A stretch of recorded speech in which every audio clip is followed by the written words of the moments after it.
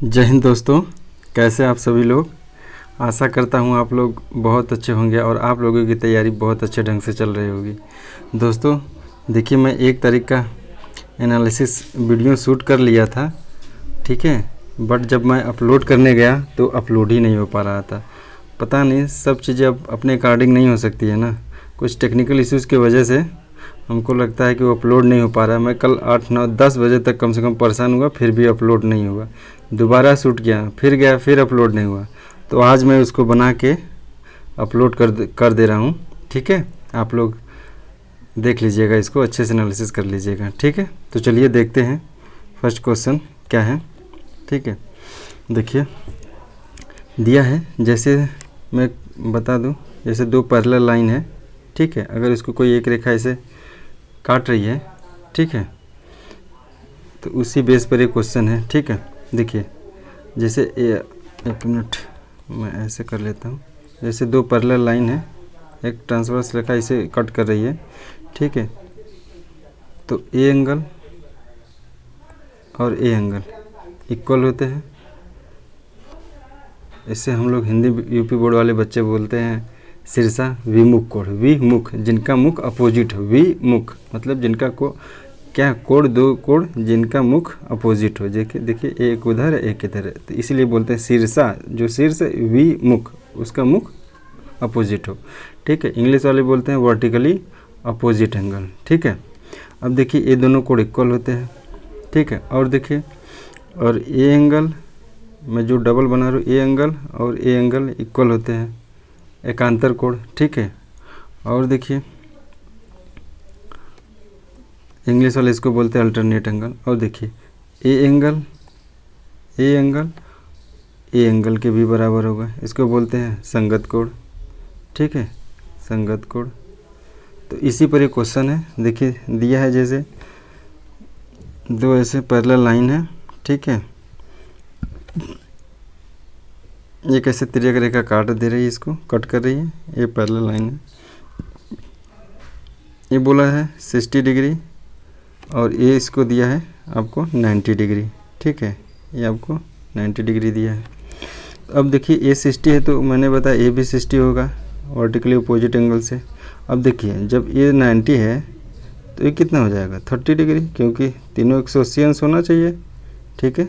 इस तीनों ट्रायंगल के तीनों कोणों का योग 180 अंश होता है, तो 180 अंश होता है, तो ये अगर 90 डिग्री हो गया तो इसका भी सम 90 होना चाहिए, तभी तो 180 होगा। अगर ये 60 है तो ये कितना होना चाहिए 30, तो इसका आंसर क्या आएगा 30, ठीक है।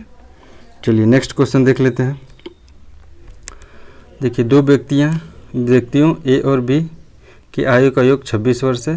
3 वर्ष पहले ए की आयु बी की आयु की 3/2 थी। अब देखिए क्या बोल रहा है कि 3 वर्ष पहले ए की आयु बी की आयु की 3/2 थी ना, तो यहाँ से 2a = आप लिख सकते हैं 3b। हाँ, अगर a/b का रेशियो निकालेंगे तो क्या आएगा 3/2। ये रेशियो कब का है 3 वर्ष पहले का है। हाँ, अब देखिए जैसे मान लीजिए प्रेजेंट है, ठीक है, प्रेजेंट है, तो 3 वर्ष पहले इन लोगों के एज क्या है, रेशियो ए और बी का 3:2, ठीक है। बोल रहा है 2 व्यक्तियों ए और बी का आयु का योग कितना है, आयु का योग कितना है 26 वर्ष। अब इन लोगों को प्रेजेंट आयु का योग अगर 26 वर्ष है, ठीक है, तो जब 3 वर्ष पहले ए और बी, जब 3 वर्ष पहले, तो 3 वर्ष पहले 3 वर्ष इसमें से घटेगा, 3 वर्ष इसमें से भी माइनस होगा, दोनों का एज का 6 साल इसमें से माइनस होगा, तभी तो 3 वर्ष पहले। इस समय प्रेजेंट में इन लोगों का आयु कितना है, सम दोनों का 26 वर्ष। तो जब 3 वर्ष पहले जाएंगी, जब 3 वर्ष पहले लेंगे तो 3 वर्ष ये भी कम होगा, 3 वर्ष बी भी कम होगा, तो दोनों को मिला कितना कम होगा 6 वर्ष। तो इन लोगों का सम कितना हो जाएगा 3 वर्ष पहले दोनों लोग का ए और बी का कितना हो जाएगा 20 वर्ष, ठीक है ना। तो 3 वर्ष पहले इन दोनों को आयु का सम क्या हो जाएगा 20 वर्ष। तो इन दोनों को 3 वर्ष पहले सम कितना है 5, लेकिन 5 नहीं है कितना सम 20, ठीक है कितना सम 20, कितनी गुना है 4 गुना। तो इनका भी आयु कितना हो जाएगा 4 गुना, यानी ये हो जाएगा 12 साल का, ये हो जाएगा 8 साल का, ठीक। ये कब का है 3 वर्ष पहले ये 12 साल के होंगे और ये 8 साल के होंगे। लेकिन पूछा है बी की ये प्रेजेंट टाइम में, तो प्रेजेंट टाइम में जब अब 3 वर्ष पहले से जब प्रेजेंट में लाएंगे तो इस ये 3 क्या होगा, जुड़ जाएगा। तो 12 3 15 हो जाएगा ए का, और 8 3 11 हो जाएगा बी का। ये आपका आंसर हो जाएगा। ठीक है, चलिए नेक्स्ट क्वेश्चन देखते हैं। देखिए 8 मैन और 6 वुमेन किसी काम को 5 दिनों में करते हैं, तो उसी काम को 6 मैन और 8 वुमेन 5 दिनों में करते हैं, तो 7 मैन और 7 वुमेन उस काम को कितने दिन में करेंगे। एक टाइम एंड वर्क में आता है M1 D1 H1 upon W1 equal to M2 D2 H2 upon W2।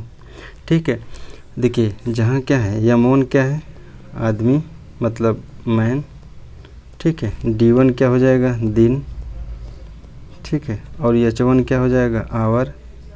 ठीक है, आवर्स। और W क्या हो जाएगा, वर्क। ठीक है, वर्क आपका नीचे रहेगा, बाकी सब ऊपर रहेगा। ये फार्मूला है, इसी फार्मूला पे इसको हम सॉल्व करेंगे। ठीक है, तो चलिए हम इसको रफ कर देते हैं।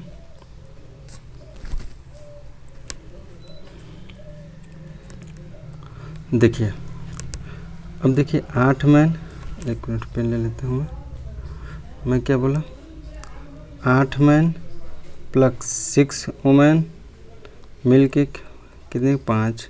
ठीक है, M1 हो गया, ये M1 ये D1 5 दिन। अब देखिए M2 मतलब 6 मैन प्लस 8 वुमेन, देखो फीमेल को वुमेन में लिख दे रहा हूँ। ठीक है, मिल के 5 दिनों में कर, तो ये 5 का जो कट कैंसिल हो गया।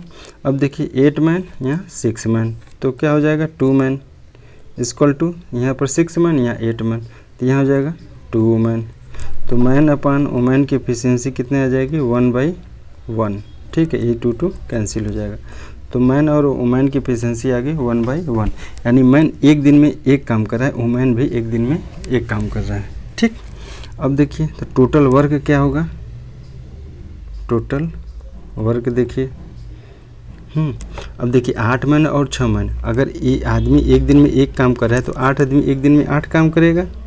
ठीक है, प्लस अब 6 वुमेन है, तो वुमेन की एफिशिएंसी 1 है, तो 6 फीमेल हैं तो 6 काम करेंगी, और दोनों मिल के कितने दिन काम करें, 5 दिन। ठीक है, तो 14 × 5 = 70। ठीक है, ये टोटल वर्क आ गया 70।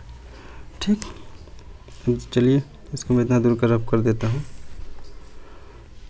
टोटल वर्क आ गया 70। अब देखिए यहाँ पर 1 मिनट, यहाँ देखिए अब यहाँ पे 70 करवाना किससे है, 7 मैन प्लस 7 वुमेन से।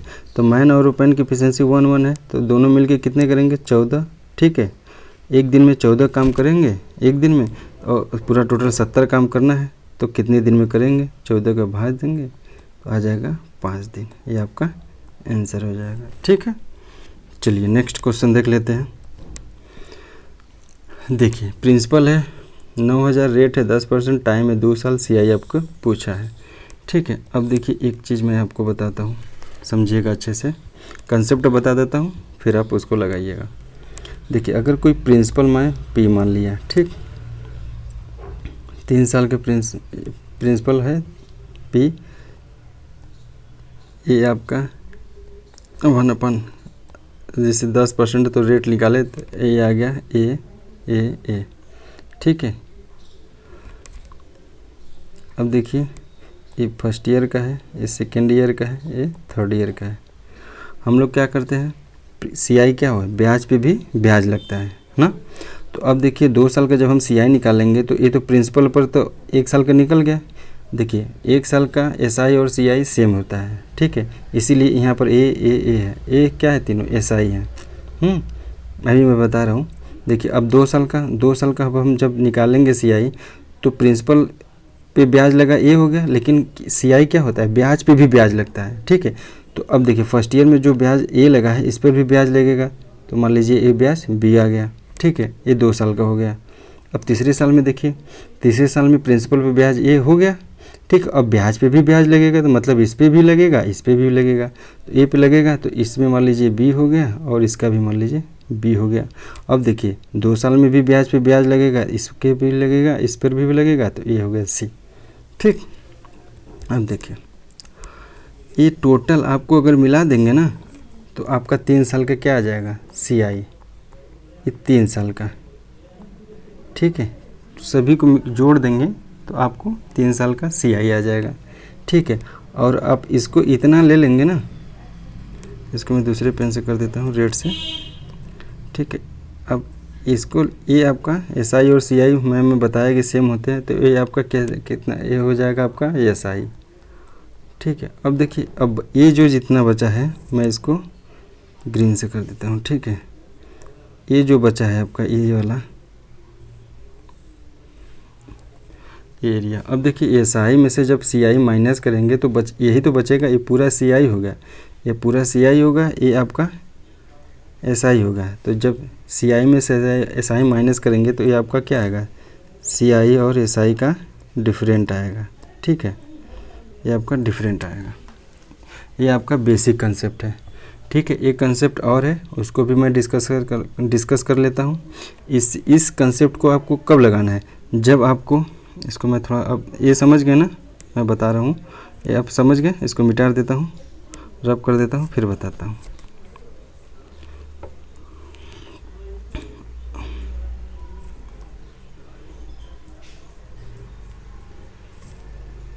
चलिए देखिए, ये आपको कब लगाना है, प्रिंसिपल जैसे हो गया ये ना, ये आपका बी हो गया, ये बी हो गया, ये बी हो गया, ये सी हो गया। ठीक है, ये मैं बताया आपका एस आई हो जाएगा।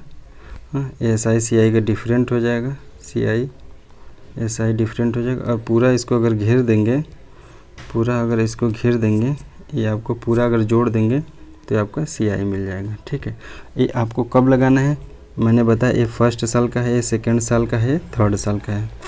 ये फार्मूला कब लगाना है, जब आपको सेकेंड साल का पूछे कि दूसरे साल का सी आई कितना होगा, जब आपसे पूछे तीसरे साल का सी आई कितना होगा। ठीक है, ठीक है, डिफरेंट पूछेगा कि कितना है, तब आप बता सकते हैं। ठीक है, इसमें अगर आपको पूछ दिया कि दूसरे साल का सी आई बताइए, तो आप दूसरे साल का सी आई इसी से निकाल सकते हैं। पूछेगा तीसरे साल का सी आई कितना है, तब आप इसी से निकाल सकते हैं। ठीक है, चलिए एक कंसेप्ट में और आपको डिस्कस करता हूँ, इसको रब कर देते हैं।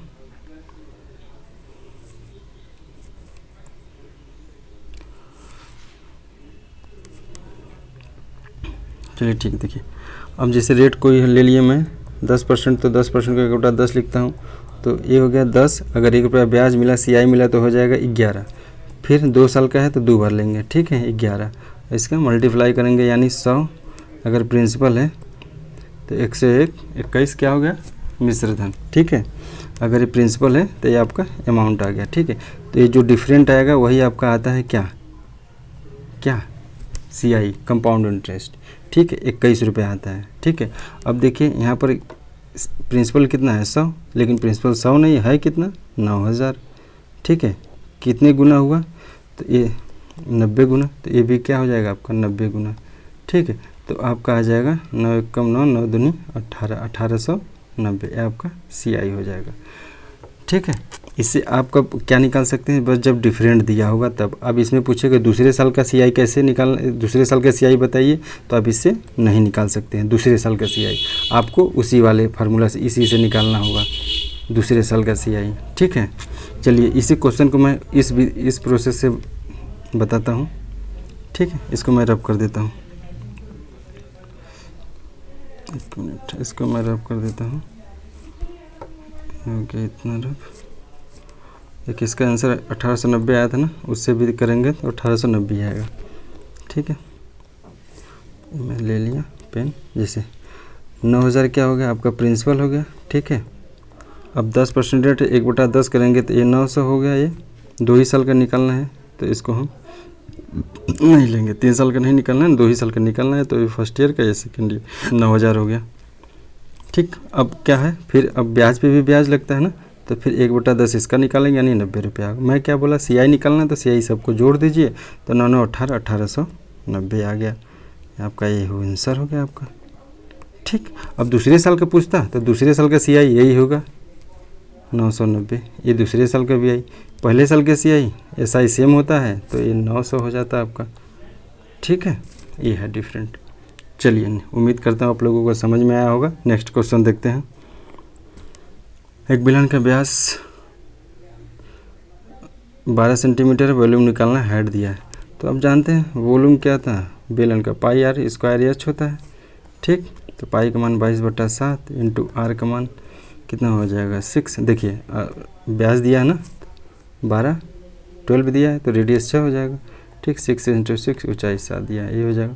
यानी 22 इंटू 36, तो 36 दूनी 72, 2 7, 36 दूनी 72, 7 79, ये आपका आंसर हो गया। चलिए नेक्स्ट क्वेश्चन देखते हैं। ये तो इजी है, 18 दूना 36 इसका आंसर आ जाएगा। चलिए ठीक है, नेक्स्ट क्वेश्चन देखते हैं। हम देखिए इसके मूल पूछा है कि मूल क्या होंगे। ठीक, मूल देखिए इसको सॉल्व करते हैं पहले। x², ठीक, plus 25 minus 10x equal to 5x plus 11। इसी को मैंने ओपन कर दिया, a माइनस बी का होल स्क्वायर का फॉर्मूला लगा, इसको ओपन कर दिया। अब देखिए क्या हो जाएगा ये, अब देखिए x² प्लस 25 और 11 कितना हो जाएगा 14 माइनस 15x इक्वल टू 0। अब देखिए इसको x² minus 15x plus 14 equal to 0। ठीक है, ये आपका द्विघात समीकरण बन गया। आप इसको तो बेसिक से सॉल्व कर सकते हैं, लेकिन मैं एक और ट्रिक बताता हूँ। ये 14 पर ध्यान दीजिएगा, 14 पे है ना। पहले याद रखिएगा कि इसका हमको 14 का ऐसा फैक्टर करना है, ऐसा फैक्टर करना है कि मल्टीप्लाई करने पे 14 आए और प्लस करने पे -15। ठीक है, मल्टीप्लाई करने पे ऐसे फैक्टर में ब्रेक करना है कि 14 आए और उसको ऐड करें तो 15। ठीक है, चलिए मैं थोड़ा सा रफ कर देता हूँ, उसके बाद मैं इक्वेशन लिख देता हूँ, उसके बाद बताता हूँ। x² minus 15x plus 14 equal to 0। ठीक है, x² minus 15x plus 14 equal to 0। ठीक है, ये इक्वेशन है। अब इसको हमको ब्रेक करना है 14 को ऐसे कि मल्टीप्लाई करने पर 14 आए ना, मल्टीप्लाई करने पर 14 आए और ऐड करने पर -15 आए। तो अब जैसे -14 -1, ठीक है, ब्रेक कर लिए, दो फैक्टर ऐसे हो गया। ठीक है, अब इसको हम मल्टीप्लाई करेंगे, इसका मल्टीप्लाई करेंगे, देखिए 14 आएगा और ऐड करेंगे तो -15 हो जाएगा। ठीक है, तो पहला स्टेप क्या करना है, फैक्टर करना है। सेकेंड स्टेप में क्या करना है, साइन चेंज कर देना है। ठीक है, दो फैक्टरों का साइन चेंज कर देना है। थर्ड स्टेप में क्या करना है, x² के कोफिशिएंट से भाग दे देना है, भाग देना है। ये थर्ड स्टेप है, इससे आंसर आपका आराम से निकल जाएगा। अब साइन चेंज कर दीजिए सेकंड स्टेप में, तो 14 और 1, और इसका x² का कोफिशिएंट क्या है, यहाँ पे क्या है 1 है, तो यहाँ 1 से भाग देंगे तो कोई इफेक्ट नहीं पड़ेगा। तो आपका मूल क्या हो जाएगा 14 और 1। आप इसको बेसिक से भी कर सकते हैं, बट ये भी आपको सीख लेंगे तो अच्छा रहेगा। मैं आपको बता रहा हूँ ना, लेकिन अगर करना रहता है तो विदिन 1 मिनट के अंदर 30 सेकंड के अंदर आ जाएगा। ठीक है, चलिए नेक्स्ट क्वेश्चन देख लेते हैं। एक गोली की मोटाई 2 सेंटीमीटर है, बाह्य त्रिज्या 9 सेंटीमीटर है, तो फाइंड वॉल्यूम। देखिए दिया क्या है, एक गोला दिया है। ठीक है, इस यहाँ पर मान लीजिए इसका सेंटर है, इसका बाह्य 9 सेंटीमीटर दिया है, इसकी मोटाई 2 सेंटीमीटर। तो अब देखिए इस 9 में से अगर हम ये 2 को माइनस कर देंगे तो बचेगा क्या, ये 7, यानी इसका रेडियस r कितना बचेगा 7। हमको निकल गया r, तो बस उसको वॉल्यूम निकाल दीजिए। गोले का वॉल्यूम क्या होता है 4/3 पाई r का क्यूब। ठीक है, 4/3 इंटू पाई का मान 22/7 रख दीजिए, इंटू r का मान कितना है 7 इंटू 7 इंटू 7, ये 7 कट जाएगा। ठीक है, तो 22/88 इंटू 49/3। ठीक है, अब इसको मल्टीप्लाई करके देख लीजिएगा कि इसका आंसर कितना आ रहा है। ठीक, नेक्स्ट क्वेश्चन देखते हैं। देखिए sin² थीटा अपन 1 minus cos theta equal to what. ठीक, तो देखिए इसका आंसर क्या आएगा। देखिए हम एक फार्मूला जानते हैं ना, sin² theta plus cos square theta equal to 1। तो हम यहाँ से अगर साइन स्क्वायर थीटा बराबर लिखना हो तो हम क्या लिख सकते हैं कि sine square theta equal to 1 minus cos square theta. बस अब इसी को हम यहीं पर रख देंगे, ठीक है। तो अब साइन स्क्वायर थीटा की जगह क्या रख सकते हैं, 1 माइनस कास स्क्वायर थीटा अपन 1 माइनस कास थीटा, ठीक। अब देखिए 1 माइनस कास स्क्वायर थीटा को क्या, ये इसका जैसे 1 माइनस कास स्क्वायर थीटा को हम लिख सकते हैं ना, 1 का square minus cos square theta. अब इसको a माइनस बी में ब्रेक कर देंगे, ठीक है। तो एक ब्रैकेट में क्या होगा, a माइनस कॉस थीटा, और एक ब्रैकेट में क्या हो जाएगा 1 प्लस कॉस थीटा अपन 1 माइनस कॉस थीटा। ये कट जाएगा, कैंसिल हो जाएगा, बचेगा क्या आपका 1 प्लस कॉस थीटा। यही आपका आंसर हो जाएगा, ठीक। चलिए नेक्स्ट क्वेश्चन देखते हैं। दो संख्या x और y का अनुपात 5:8 है। 14% बढ़ाया जाता है, दूसरी संख्या को 15% घटाया जाता है, तो नया रेशियो, ठीक है। चलिए देखिए मैं इसको रेशियो से ही बताता हूँ आपको। जैसे कोई संख्या अगर 5 और 8 है, ठीक है, मैं इसको 50 भी ले सकता हूँ, 800 भी ले सकता हूँ, 500 भी ले सकता हूँ, 500 800 भी ले सकता हूँ, 5000 8000 भी ले सकता हूँ, बस इसका रेशियो चेंज नहीं होना चाहिए, ठीक है। तो मैं इसको परसेंटेज है तो 500 और 800 ले लेते हैं। तो पहली संख्या को 40% बढ़ाएगा।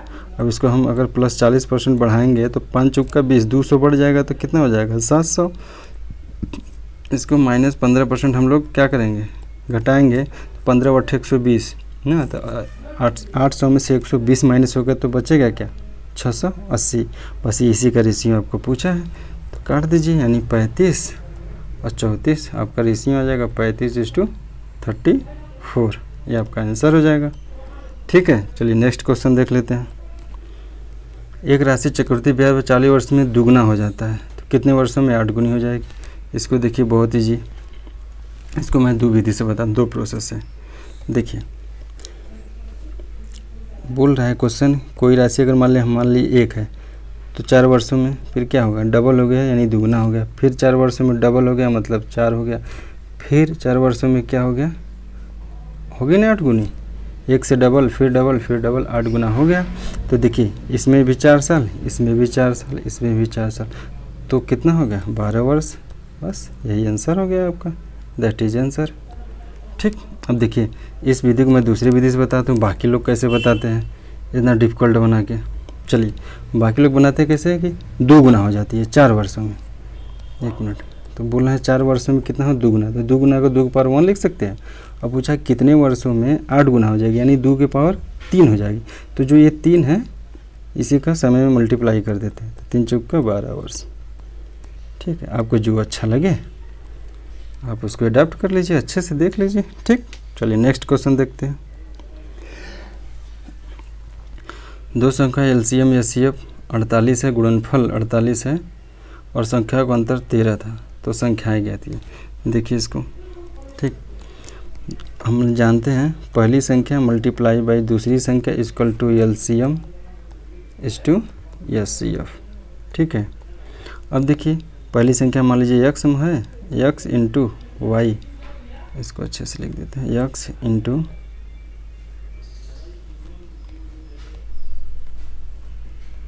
देखिए x into Y equal to LCM और एचसीएफ को मल्टीप्लाई कितने दिया है 14, 48 दिया है, और दोनों संख्याओं का अंतर यानी x minus Y equal to दिया है कितना 13, ठीक। अब देखिए x y बराबर दे दिया है 48 और दोनों का अंतर दिया है 13।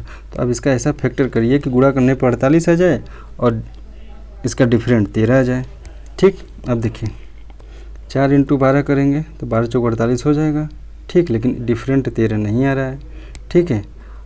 8 इंटू 6 करेंगे तब वो 48 हो जाएगा, लेकिन डिफरेंट नहीं आ रहा है। अब देखिए ना, अब देखिए 16 3 48 भी होता है, 16 3 48, तो 16 माइनस 3 इक्वल टू 13, ये डिफरेंट भी आ गया, सेटिस्फाइड हो गया, तो आपसे संख्या क्या हो जाएगी 16 और 3, ठीक है। ये आपका आंसर मल्टीप्लाई में देखिए 48 आ जा रहा है और डिफरेंट कितना आ रहा है 13, ठीक। ये आपका आंसर हो जाएगा। चलिए नेक्स्ट क्वेश्चन देखते हैं। 60 और 40 के समतुल्य बट्टा। देखिए इसको भी मैं 3 विधि से आपको बताता हूँ, ठीक है। देखिए बेसिक से क्या है, अगर डिस्काउंट, ये याद रखिएगा, डिस्काउंट हमेशा मार्केट प्राइस पर ये दिया जाता है, मतलब एमपी पर दिया जाता है। अगर कोई एमपी अगर 100 रुपये है किसी वस्तु का, 60% डिस्काउंट दिया तो बेचेगा कितने पे, 40 पे, यानी 40/100। अगर कोई 40% डिस्काउंट दिया है तो बेचेगा कितने पे, 60 पे, तो 40/100। ये कट जाएगा, ये 0 कैंसिल हो गया, तो अब बचा 24, ठीक है। अब देखिए कोई अगर एमपी अगर 100 रुपये का सामान था, अब उसको 24 रुपये में दे रहा है, ठीक है, तो डिस्काउंट कितने का दिया, 76% का। ये तो बेसिक हो गया, ठीक। अब कुछ लोग फार्मूला से इसको बताते हैं, इससे x + y + xy/100 से बताते हैं, ठीक। एक डिस्काउंट 60 का है, माइनस डिस्काउंट रहता है, इसको माइनस लेते हैं, ठीक है। माइनस का वो इंटीग्रेट करता है डिस्काउंट, ठीक। -14 + xy माइनस का मल्टीप्लाई होगा था 6 चौका 24, ठीक है, अपन 100। ये कैंसिल हो जाएगा, यानी 60 40 -100 + 24 डिफरेंट हो जाएगा -76 का। ये क्या है, डिस्काउंट कितने का है, 76% का डिस्काउंट दिया, ठीक। चलिए एक और विधि मैं आपको बताता हूँ, इसको रफ कर देता हूँ यहाँ पे। देखिए डिस्काउंट में बताया हमेशा एमपी पे दिया जाता है, डिस्काउंट में बताया हमेशा एमपी पे दिया जाता है। तो देखिए अगर 60% को मैं क्या लिख सकते हैं, 6/10 लिखते हैं, या तो फिर 3/5 लिख सकते हैं इसको। अब देखिए कोई चीज़ अगर 5 की है, मैं 3 के डिस्काउंट देगा तो बेचूंगा 2 रुपये में, ठीक। अगर 40% को 4/10 लिख सकता हूँ, या तो इसको 2 दूनी 4 लिख सकता हूँ। यानी कोई चीज़ अगर 5 की है, 2 की डिस्काउंट देगा तो 3 में बेच सकता हूँ, ठीक है। तो यानी कोई चीज़ अगर 25 का है तो मैं उसके 6 में बेच सकता हूँ। तो अब देखिए इसको हमको 100 बनाना है, ठीक है। तो इसमें 4 का मल्टीप्लाई करेंगे, यानी ये हो गया 100, तो इसमें भी 4 का करेंगे ना, तभी तो होगा सही। दोनों ओर जो प्रोसेस करते हैं दोनों ओर साइड करते हैं, तो 6 24 हो गया, ठीक। अब देखिए 100 का चीज़ 24 में बिक रहा है, तो कितना डिस्काउंट हो गया, 76% का। That is answer. देखिए 3 मेथड बता दिया आपको, जो अच्छा लगे उससे लगाइए, ठीक है। चलिए नेक्स्ट क्वेश्चन देखते हैं। इसको तो मैं अब दो मैं अलजेब्रा का वीडियो अपलोड किया था ना, उसको आप अच्छे से देख लीजिएगा। उसमें से पक्का हर किसी एग्ज़ाम में, चाहे कोई भी एग्ज़ाम हो, कोई ना कोई क्वेश्चन आपसे फंस जाएगा, ठीक है। इसका तो आपको देखिए मैं बताया था 3 का 9 - 2, इसका आंसर 7 आ जाएगा, ठीक है। मैंने बताया था ना, अगर x + 1/x की वैल्यू अगर ये है तो x² + 1/x² की वैल्यू क्या होगी, a² - 2, तो 9 - 2 = 7।